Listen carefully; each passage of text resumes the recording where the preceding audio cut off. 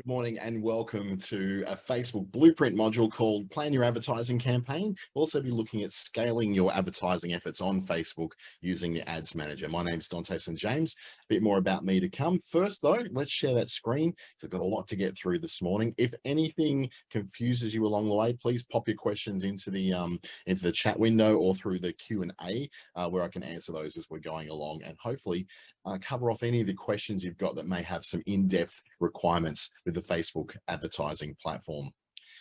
So first of all, this is brought to you by the Australian Small Business Advisory Services Digital Solutions Program in conjunction with Business Station in WA, Regional Development Australia in Queensland, and Treaty Business Consulting in the Northern Territory. I'm going to continue on.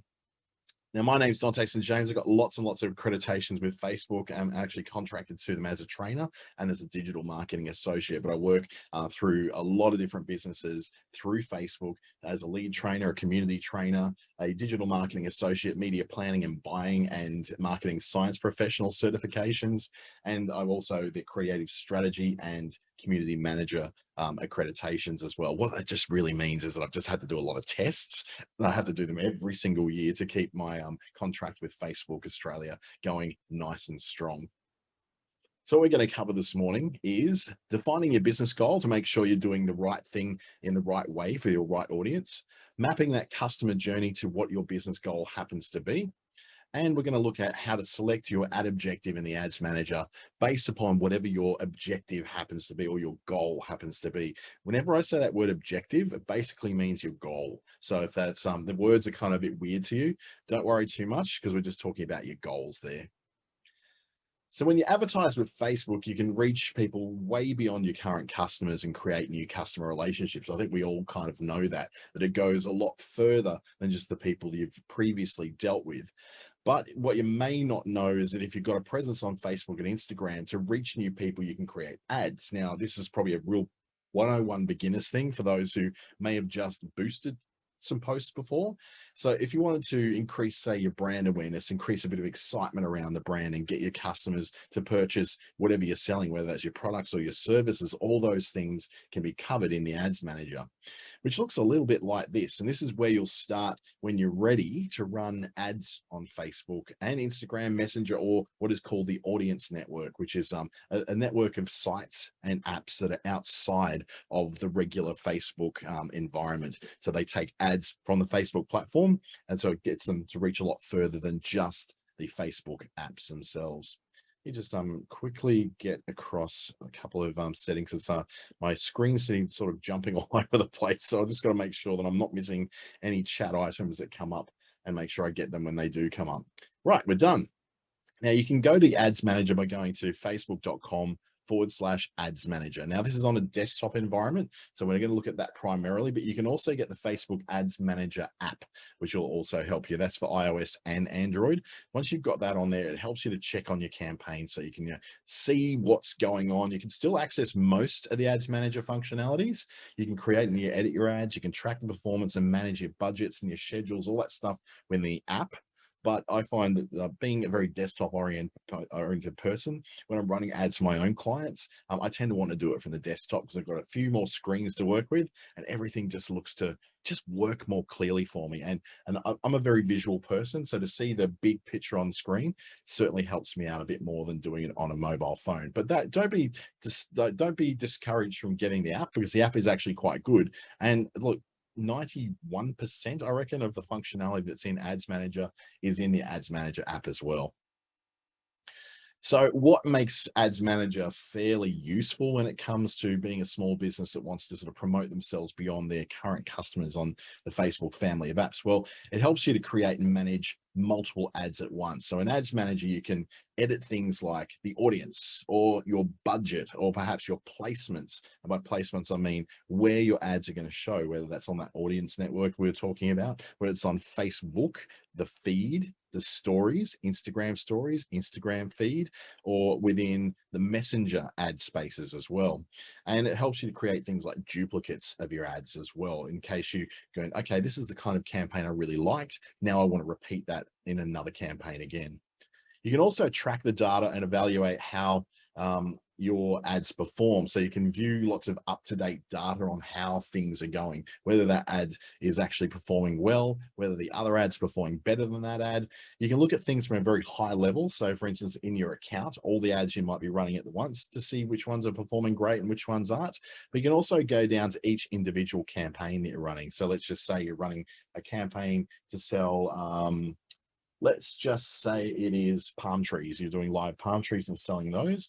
And you've got a second campaign where you're selling bromeliads. If you're running those kind of campaigns, then what it does is allows you to split between one and the other. So you can see the results of one against the results of the other without getting the two confused in one big mess. Because obviously, if you want to see what your products work the best, you're going to want to see what the products are when they are in a position to be, I suppose, you want to not necessarily mix all your products together so that you know where your spend is doing the best and where your spend's not doing quite so well. Because then you can make changes based on some really good data rather than a hunch that maybe this is working or maybe this isn't working. So before you start to build that advertising campaign in the ads manager, first, you need to define what your actual business goal is or what your objective is for each campaign you're going to go into. So simply put, your business goal is the reason why you want to run the ad. It's what you want to achieve as a result of running your ads in there. So some of the ideas you might have is you might want to increase awareness of a new service that you're offering, or you might want customers to contact you on Messenger, or maybe you just want to flat out just increase sales. No matter what type of business you're running at the time, you're going to find you have a pretty good idea of what you would like to achieve with ads. We all have the ultimate thing we want to achieve, which is probably make more money. We're capitalists, we all know that, but you might also, want to take some time to think about what the other things are on the way to making money. So whether that's getting messages, getting leads, maybe it could be something like helping you to just be people more aware of who you are. Quite often advertising is done to put ourselves out there to see what people think and to get some feedback. Why is it important to establish a clear goal before you start advertising? Simply because all the decisions you're going to make along the way as you create this campaign and ads manager are going to be determined by the goal from the audience you choose to show your ads to, right through to the kind of ad you're going to create, whether it's a video ad or a lead generation ad or something that's going to make people want to view it again and again. So getting this initial bit right is really, really important. So your goals are going to help you focus essentially on what's most important to what your business is. So if that's at the moment getting more awareness of who you are, then awareness ad would probably be something which would work for you. Or if it's about simply just trying to get more sales, then you can zero in on the things within the ads platform that are going to let you do that. It also helps you to understand what you want to accomplish with your marketing efforts. So if you're going to do marketing to get a long-term value out of new clients in the future, then that's going to be a very different way of carrying it out. So you're just looking for an immediate sale right here and now. And it helps you align, I guess, with what your team is doing. So if you've got staff or you've got other people in there, if they know what your objective is or what your goal is on any one campaign, then they know what to then react to when that stuff comes in. So if you've got someone else reading your messages coming in from Facebook, or you've got someone else fulfilling the delivery of items that are being ordered, they can feed back to you whether things like this are actually working or whether there's been an increase in it, and they can watch out for the things that you want to know when it comes to knowing whether your ad campaign is actually working or not. So you're probably thinking, how do you start thinking about your goals? What does it even look like? We use what is called the SMART way of looking at those, and that stands for specific, measurable, achievable, relevant, and timely. So what you want to do, if you're looking for something specific, you're looking for an outcome that is actually very specific. So for example, your goal might be that you want to sell 100 products and you want to get maybe 200 new subscribers to an email list, or you're looking to generate, or 20 qualified signups coming through a lead generation ad. You've got to set what you want your specific goal is. So you've got the overall objective, which is I want to get something, but this specific goal is talking about exactly what it is that you want to set. Now, if you don't have goals like that, I suggest you probably sit down and work out what they are, because the goal of simply getting more sales It's very limited by the amount of stock you've got. It's very limited by the amount of time you've got to sell from yourself, or it's very limited by things like, the amount of stuff you can actually put through your store at any one time. We've all got limits as businesses. So you want to make sure that you get specific about how much new business you want to take on. With the measurable stuff, it helps you to achieve and evaluate whether you achieved your goal. So these are things that you should be very quantifiable. So they're metrics like how many sales, what was the revenue, the number of new customers, or the number of visitors to a website, things that are very easy to measure that you can say this amount of spend ended up in this amount of new stuff that came in. And all marketing activities, like even if it's just posting organic stuff to Facebook, or making a TikTok, or pinning stuff to a board that you've shared with the public through Pinterest, everything like this really does need to have something that's measurable at the end of it, so you know that you're not wasting your time and money. It's also got to be achievable. You've got to be realistic and set goals that you and your team are able to achieve with the available resources you've got. And that's what I was talking about, setting a goal before that you may not be able to achieve because you don't have the stock or you don't have the staff to carry that kind of goal out. So being realistic is pretty important, as well as being relevant.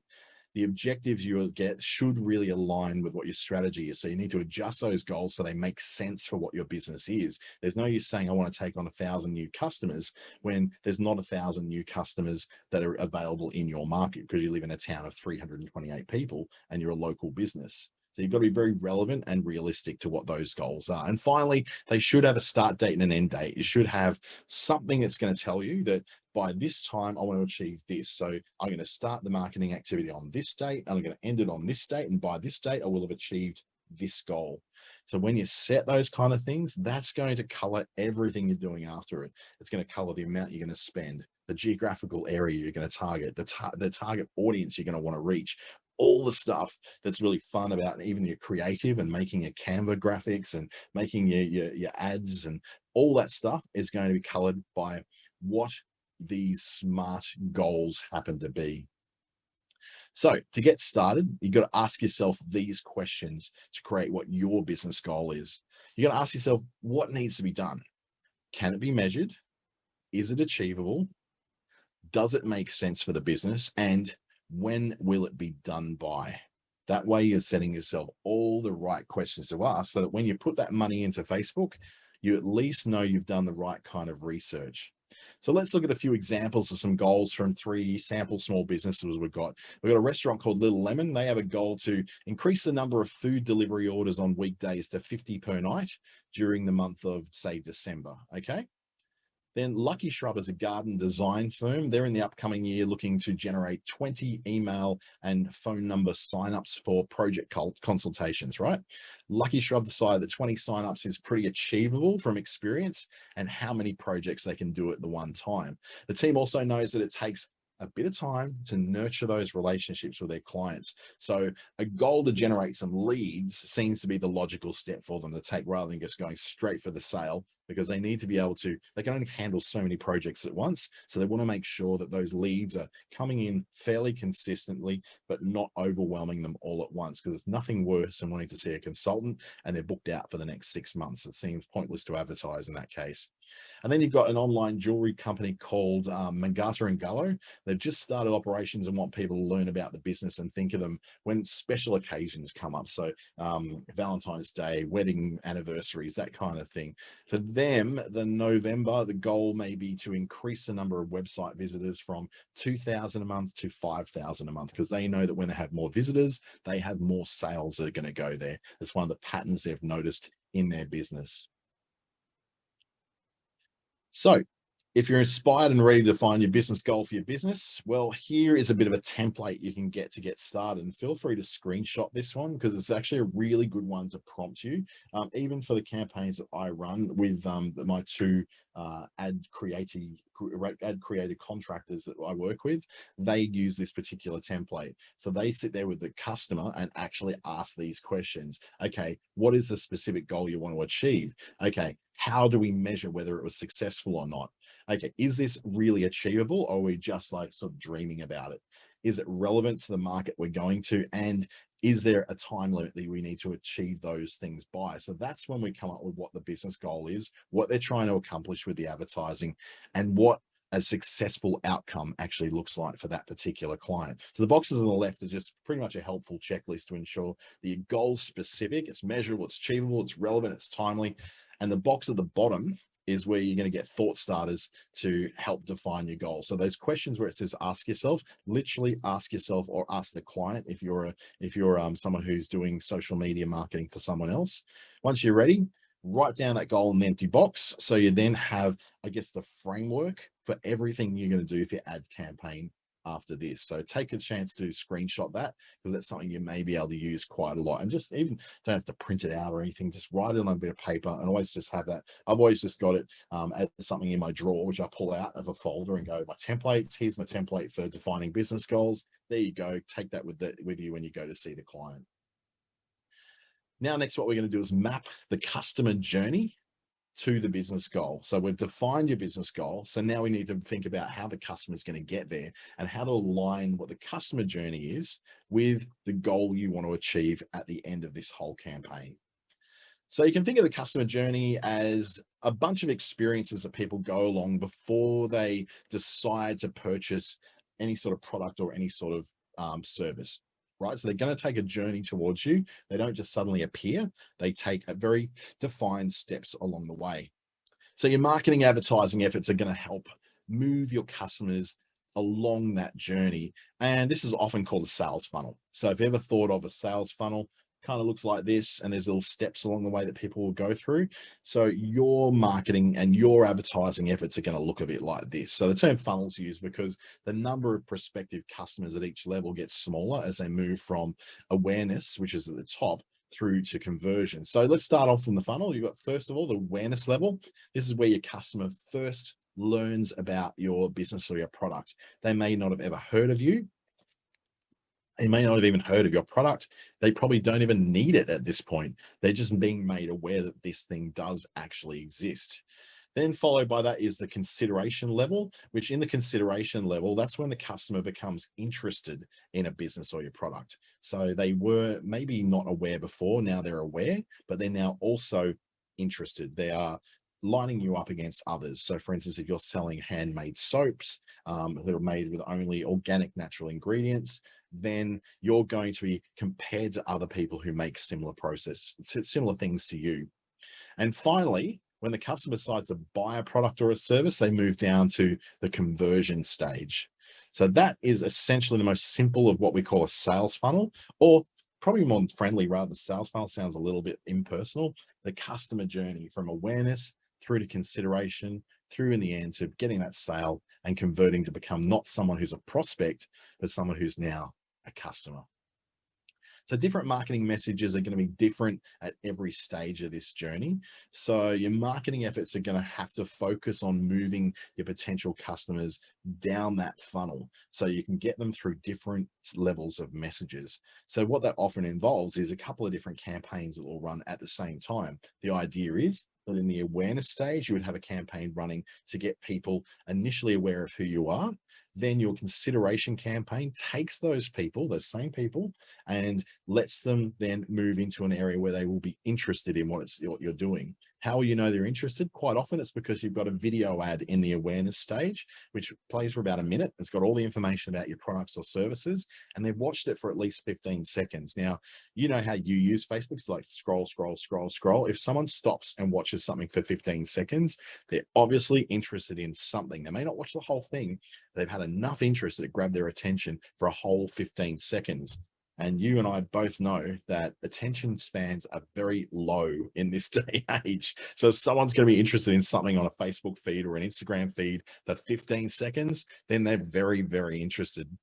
When you understand this typical journey that your target audience is taking before they make a purchase, you can better understand when and how to reach them. That's why we've got the when and how along for each step there. So let's keep moving. If you're looking at the awareness side of the journey, you're looking at when are customers most receptive? When will they become aware of my products and services? And how can I make customers aware of your business and your unique products and services as well? So those are the questions you're asking. When a customer's most receptive, this is helping you set up the next level, which is where you then start to ask, when will customers be ready to learn more about my products and services? Because this is where people are going, okay, I'm interested now. I'm ready to do my research, read that landing page, do a little bit more reading into what this particular product is. And you want to know how your customers are going to discover the kind of information they need about your products and services when they want to learn more. So where are they going to go? Are they going to go to a landing page? Are they going to go to your Facebook page? Do they go to your website? Or do they have to go to your shop front to do that? Or they need to book something like a discovery call or an initial first consultation. And finally, you've got the conversion area, which is you're asking, when will customers be ready to hit that buy button? When are they going to be ready to make that booking, make that purchase, jump over from being a potential customer to a paying customer? And how can you actually entice your customers to make that purchase then and there? Now, most people like to be able to jump straight down the funnel to the conversion end, but that's not kind of how, if you're selling anything that's over about $5, people need to be kind of nurtured through that process. Now, these days, it's actually a bit more than that. So if you're selling anything under $100, you can almost certainly, if you're selling it online, it's a very easy process to buy it and you don't have to talk to anyone, then you can go straight to conversion ads or even consideration ads to compare it with others who are selling a similar kind of product. But anything over that $100, which involves a level of trust, a level of certainty, and is not as impulsive a purchase as what a $5, $10, or $20 product could be, then you're looking at needing to be nurtured through a process of going from not being aware of who you are through to that conversion point. So you've got to think like a customer in here. They're not just going to come to you and trust you just because you happen to be open shop. They want to know a lot more about what the process is and how they can be taken through that process to get to a point where they not just trust you, but they now want to buy from you. So here's some examples of those different marketing messages are going to look for our 3 tests. Okay, so as the awareness stage of the customer journey, you want to reach as many people in that target audience as possible. So what you might do is share imagery of your products or your service that will prompt people to want to learn more. You can also include general information about your business and some very basic descriptions of what your products and services are.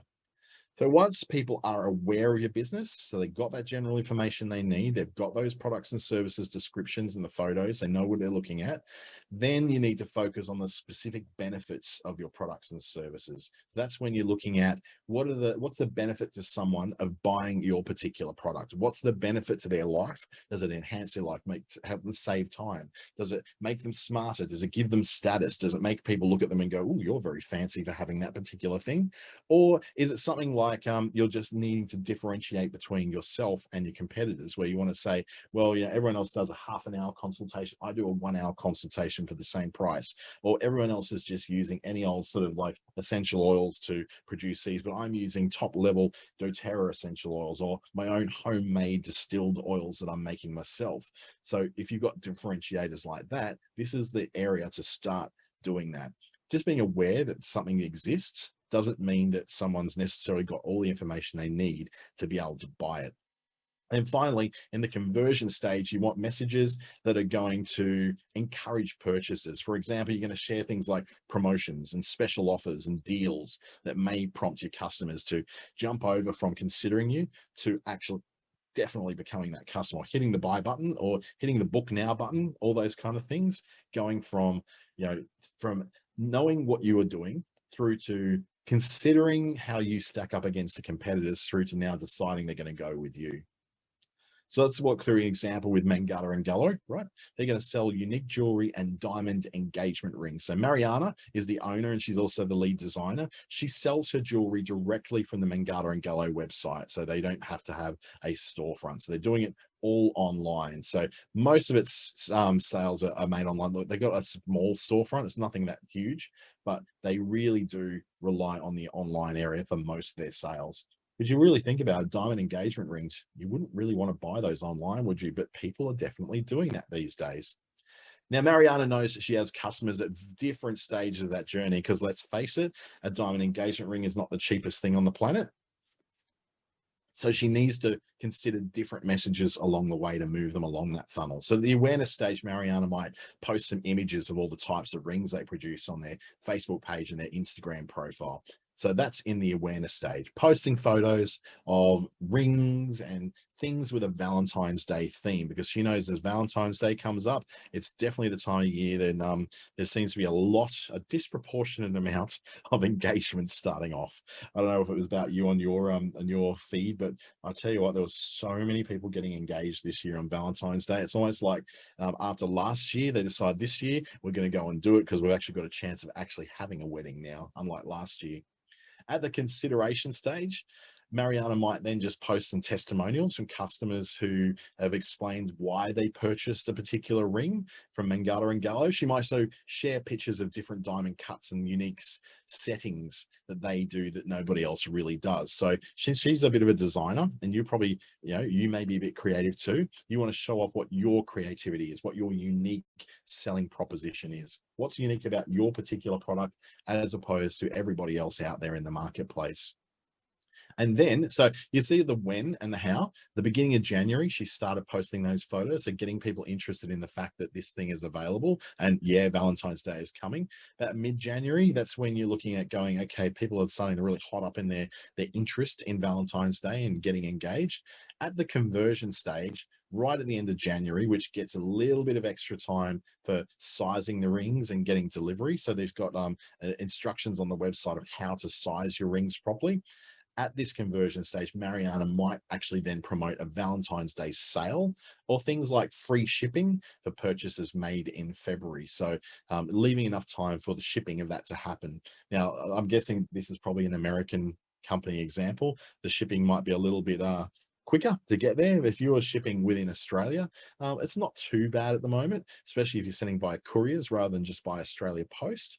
For a high value item like a ring, you probably want to send by courier. It's a little bit more secure, I suppose, and it's more guaranteed to get there quicker. But she'd be really worried about making sure that that ring was there in time for Valentine's Day, so that when he gets down on one knee, or when she gets down on one knee these days, to know whether that is actually going to be if there's going to be a ring there, or someone's going to have to get out a chisel or one of those ring jube lollies and use that as an example, or a dummy ring, which is just used for the night, which is just embarrassing. I've seen that done before in a movie and it just seemed really awkward.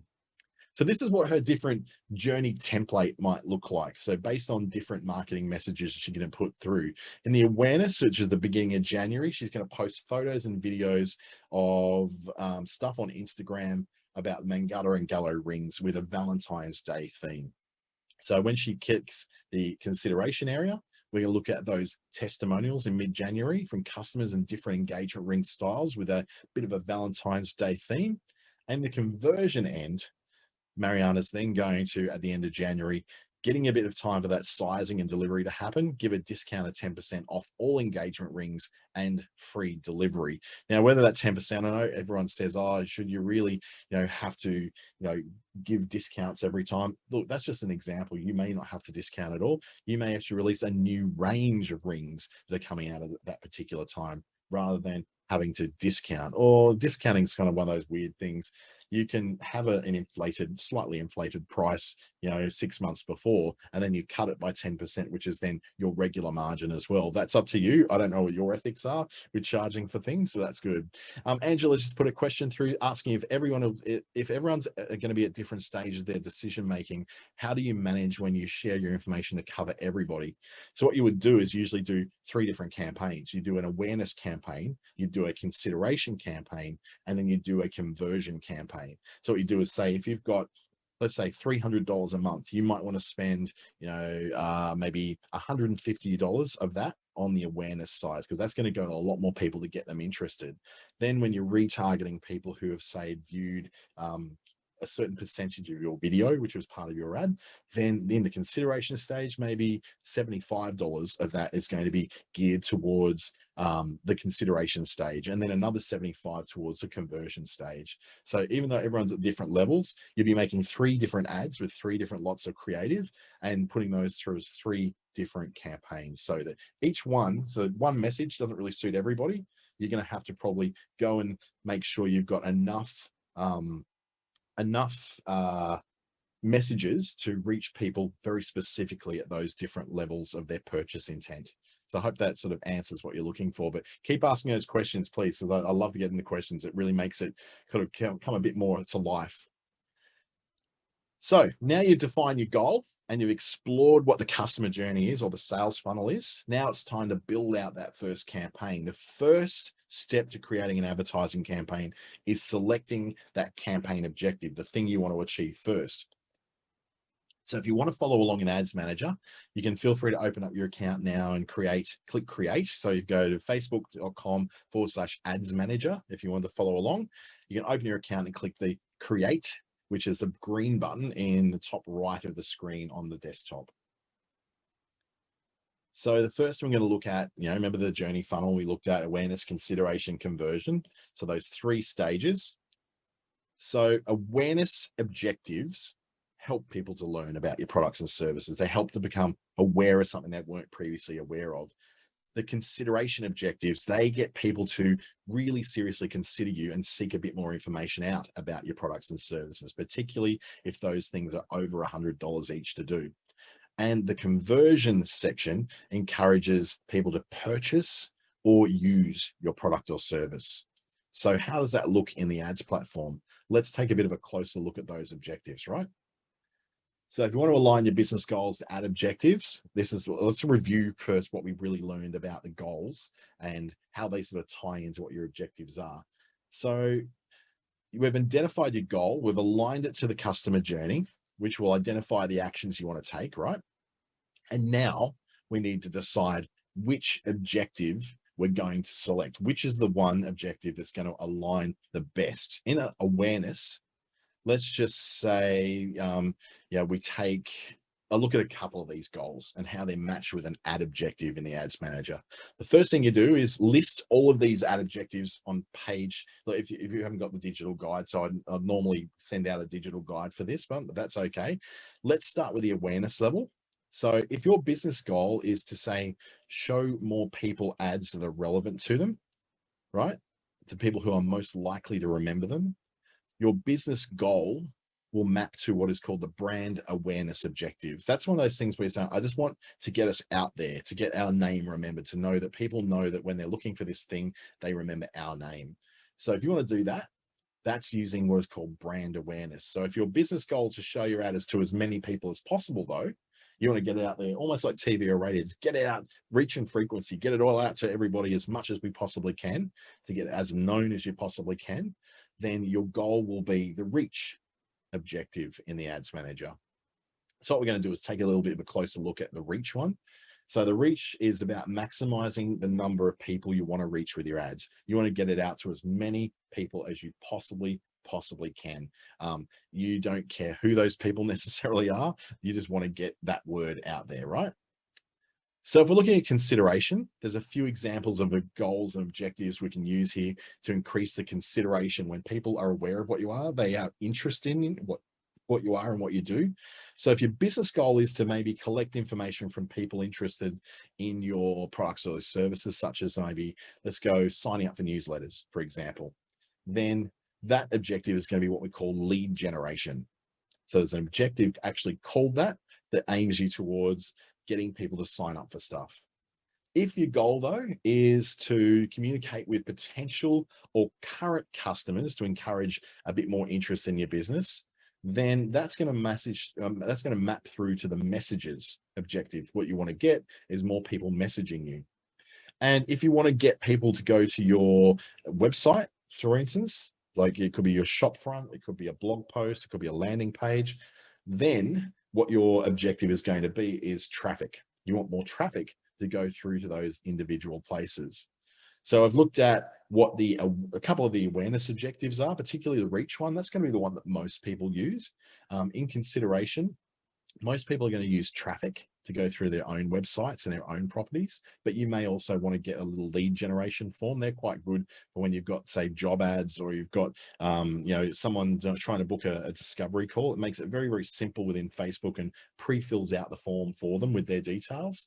The messages is also good if you're someone who in your work tend to have messages open a lot, or you've got your phone with you a lot where you can answer questions really quickly as people ask them.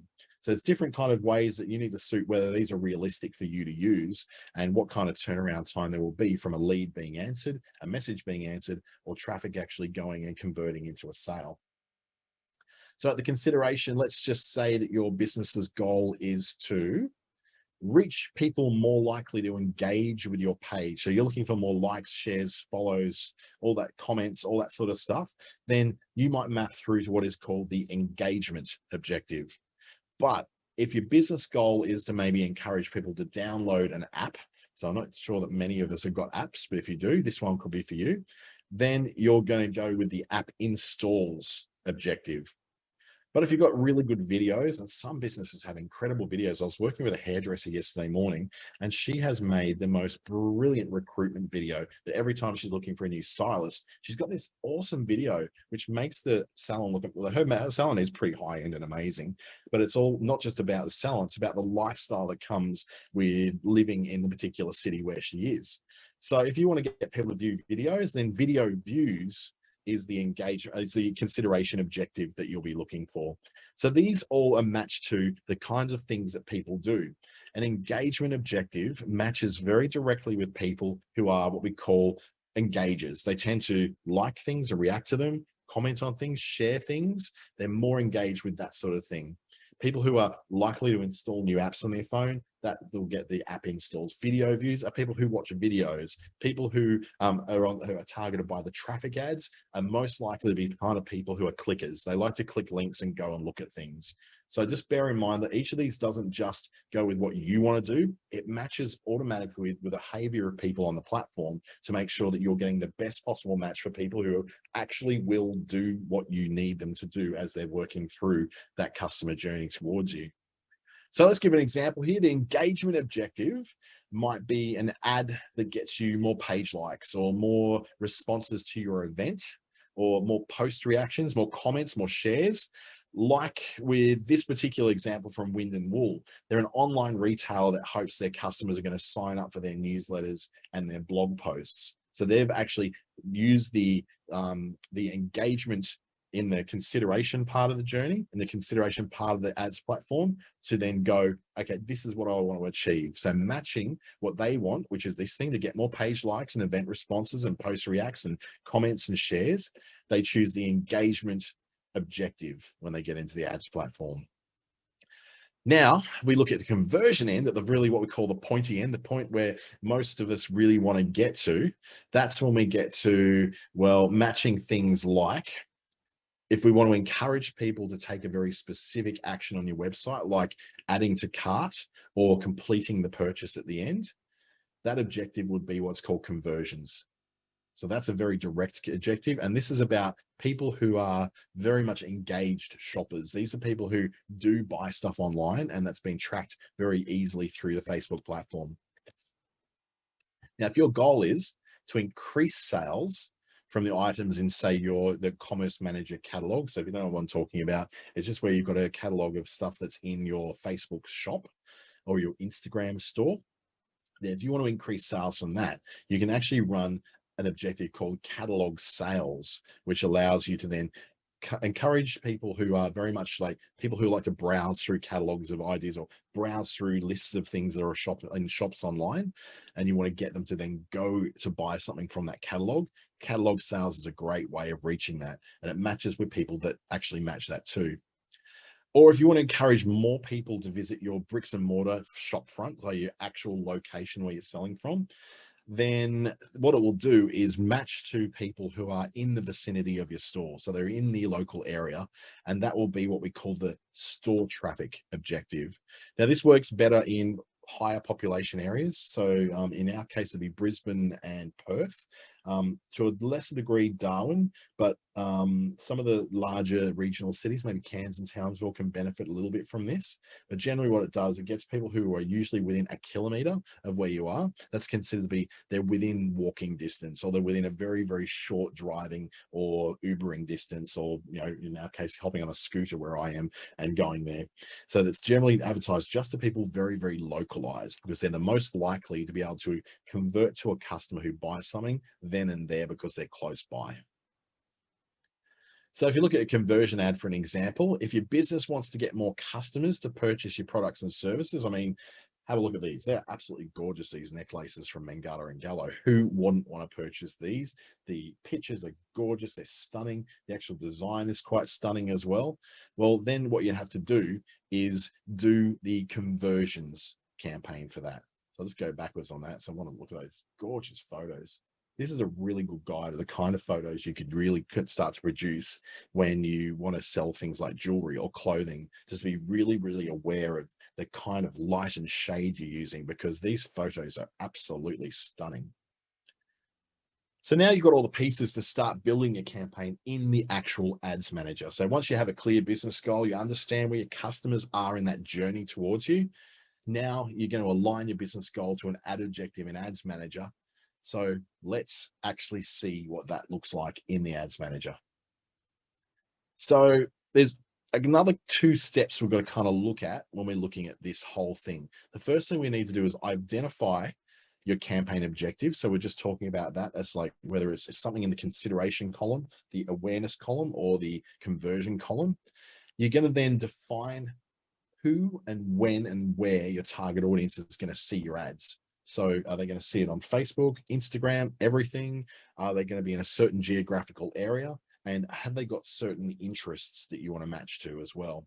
And then finally, we're going to create the ad and actually make the visuals of that ad that are going to go in there and be presented to those people. So let's take a walk through the Ads Manager. When you first go in, it kind of looks a little bit like this. Now, up at the top, you may have multiple ads accounts. So Anya Krushlin is the one who's got the ad account there.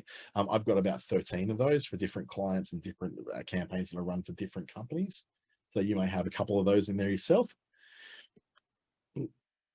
Maybe one's attached to your business. One of them is a personal ads account like Anya's is.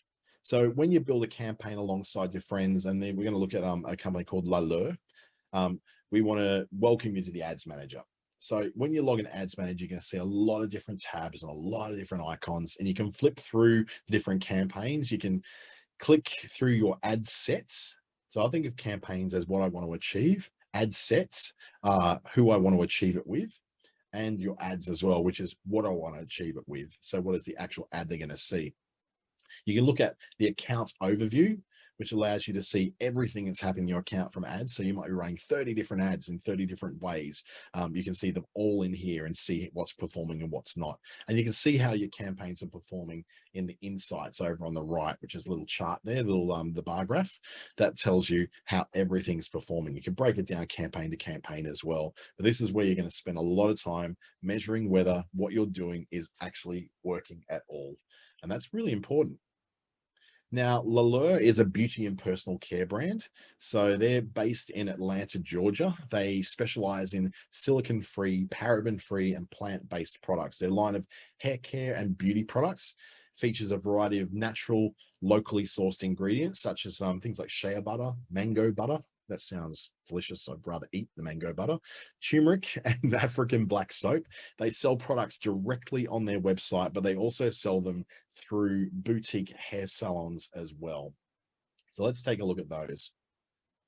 The goal is for these guys to get more messages from customers. So Awa, the owner and founder of L'Allure, recently wanted to expand the product line to feature 5 new fragrances for the hair care products, as well as new skincare products and hair accessories. So she predicts that her customers will want to find the right product for them and learn more about the new range of products and the ingredients. She's got very aware, very woke customers who are very much into knowing where the ingredients come from, what those ingredients are. So she actually hopes that people want to reach out and ask questions. So she wants to get more messages from her customers. So the goal for her is to log into the Ads Manager account here, and she clicks on the green Create button to start with. And because she wants to receive more messages about her products and her customers, she selects a messages objective right there. So it's underneath. So you can see how the awareness, consideration, conversion lines up to these columns. So what we're doing is consideration in the messages. She wants to get more messages. So just like that, she's accomplished that first step in setting up her campaign. So she again clicks continue. And she then goes through the process of selecting who her audience is and what she's going to do. Now, selecting an audience is a whole next step of that. I reckon we've got a little bit of time. We might be able to look a bit more into that. First of all, let's just look at the key takeaways of establishing that we found what our goals need to be measurable. And that will help us to focus what it is our strategy actually is. We want to understand that customer journey so we can know when and how to best reach those potential customers. And we also looked at choosing an objective in the ads manager that aligns with the goals that we have for our business. And that's going to help us create the right campaign. So what we're going to do is go out of this particular one, and I'm going to now share another one with you. So just hold on one second. I'll share you another screen where we'll look a little bit more deeply into the ads manager process. I'll just be a second.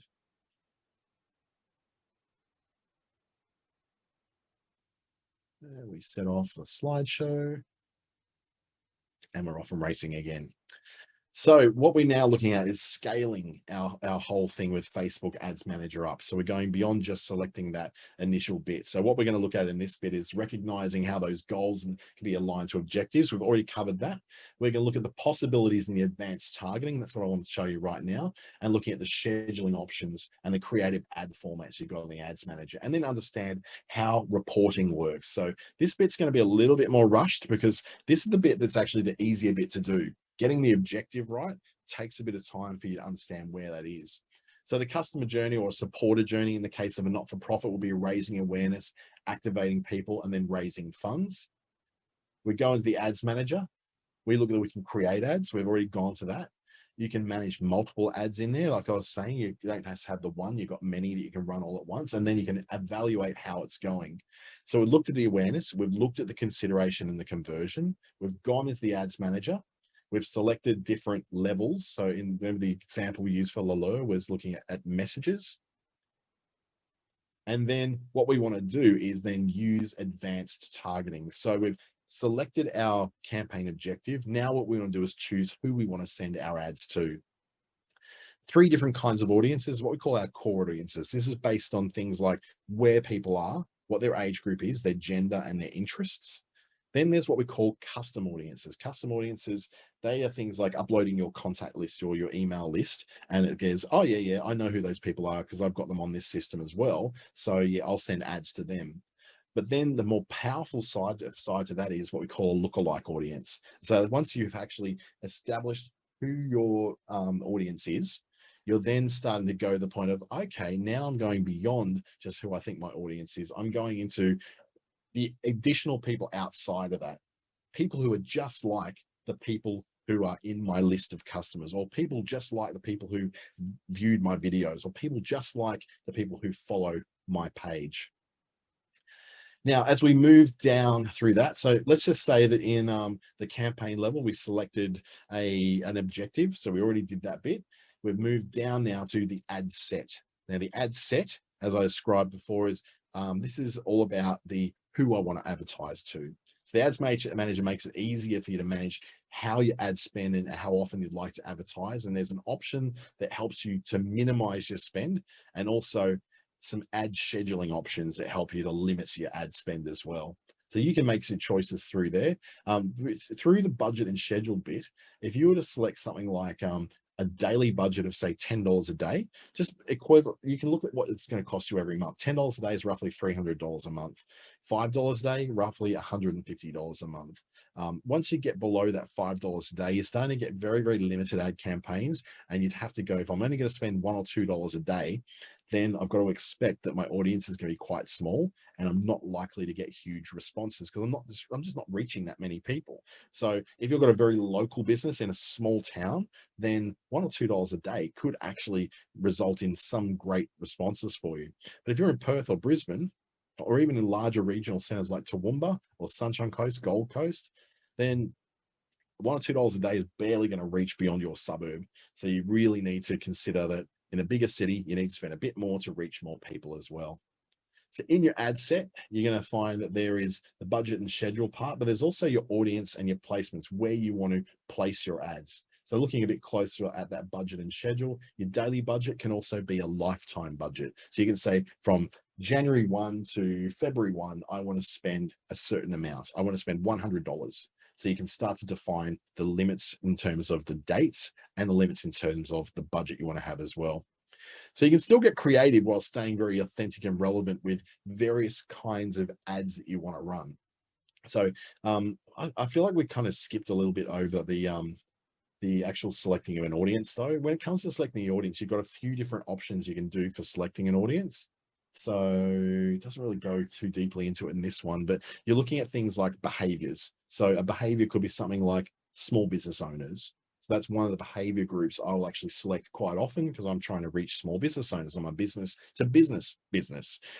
Yours might be engaged shoppers. That's another behavior that's actually very powerful for reaching people who are not just clickers on links, but they actually buy stuff when they go to those websites as well.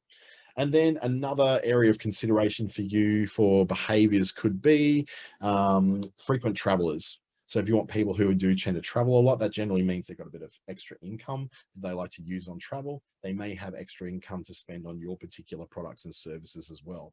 So that's behaviors. Then there's interests. So they have an interest in very specific things. It might be an interest in motor cars or an interest specifically in Audi motor cars.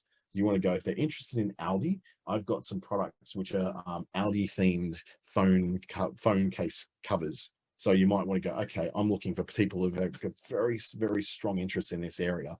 Or are there people who are interested in ballet, or they're ballet dancers themselves? Ballet dancing, ballet school, ballet itself are all areas of interest. There's also employers as well.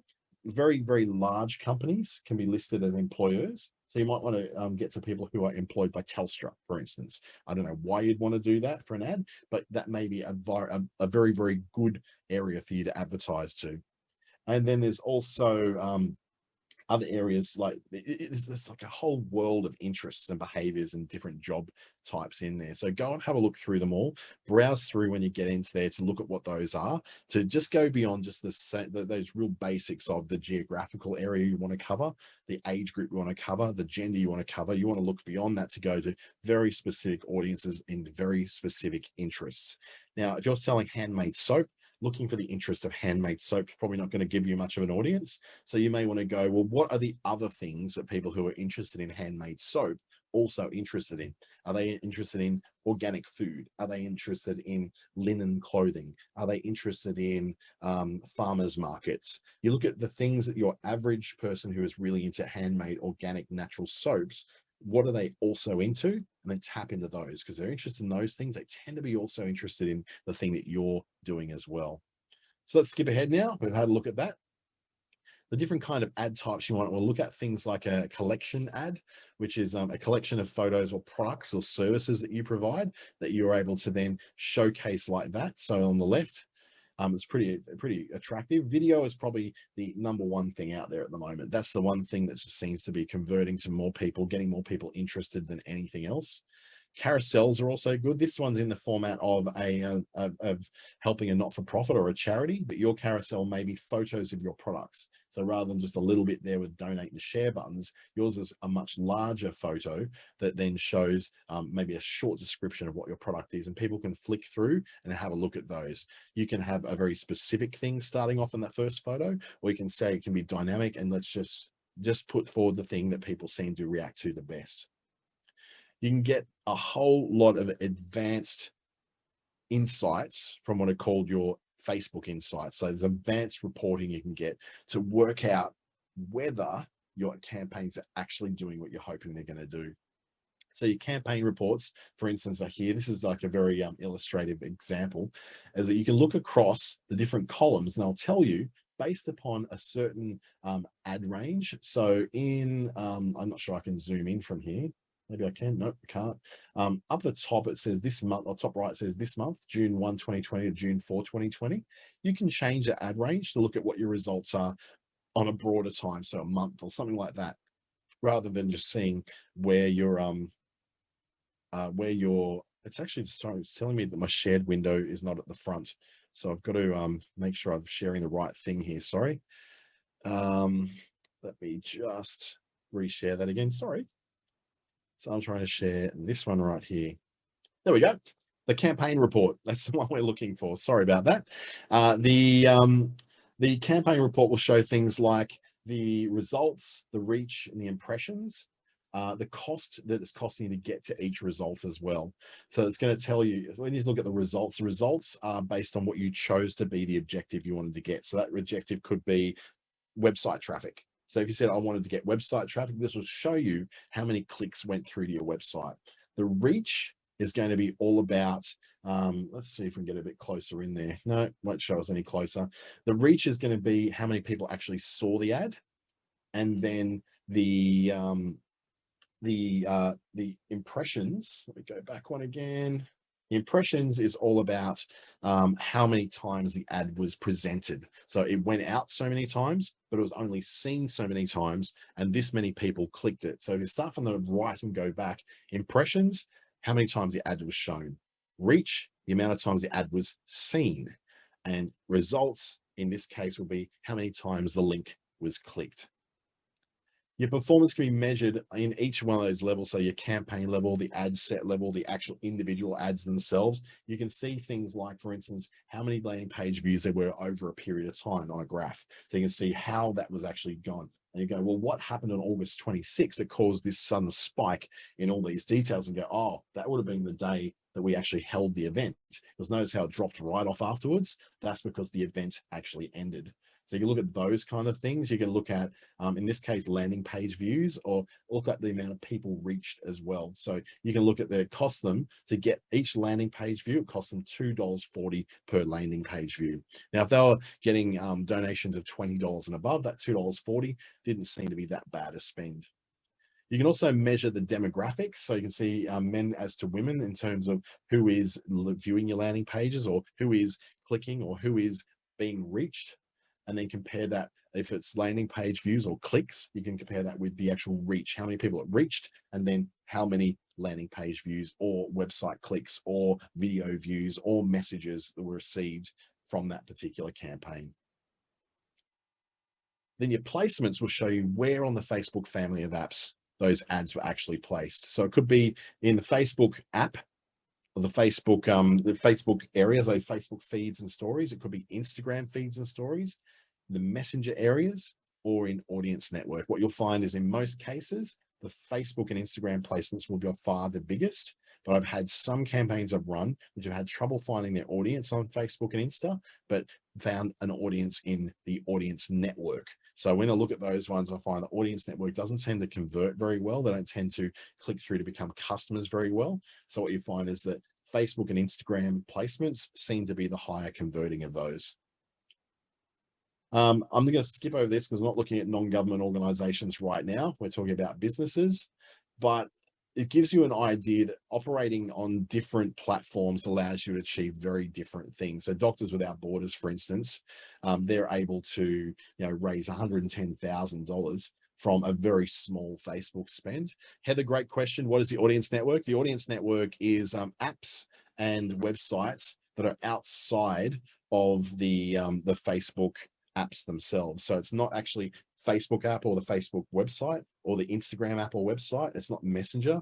It's on separate apps. So things like Huffington Post. So if you've ever read Huffington Post, they take ads from Facebook as well. So your ads can appear in there if you select the audience network placement. Now, most of these campaigns you're going to go with, they automatically place everything in the audience network, Facebook, Instagram, Messenger, and in the future, probably WhatsApp as well. For now, though, the audience network is not particularly relevant to Australia. It's a very American thing because a lot more American websites are connected to it. There's a lot of gaming websites connected to it. So it'll tend to look at what you're putting out there and what the product is you're selling. My personal advice would be, I would remove audience network from my campaigns, because I don't think in Australia it's actually doing that much for anybody, because there's not a lot of websites that are doing that.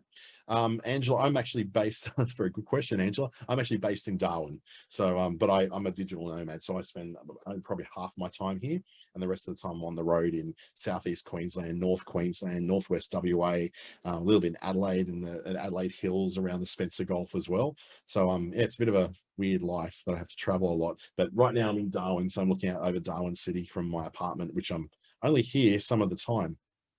So I'm hoping that you're able to get there. Please, if you do have a question before we go, we've got like a minute. I'll be able to I'll happily answer that for you. But if you've got anything you want to like to ask in the end, I'll just put up some details on screen about who I am and how you can reach me. So I've just got to go right to the end of the screens here. Nope, back one, and I'll share my screen so you can get those down and get in touch with me as well. So you can get hold of me through this email address, which is dante@treaty.com.au, TREETI.com.au, which is one of the businesses that I contract to. And you can get directly to me on Facebook through my page, which is I am Dante St James, or you just search for my name. It'll be one of them will come up, either my profile or my page. Go through my page, because the profile is one of those things where I tend to really just connect with friends and family. Otherwise, yeah, through my Facebook page, I'd love to answer any questions you've got through there.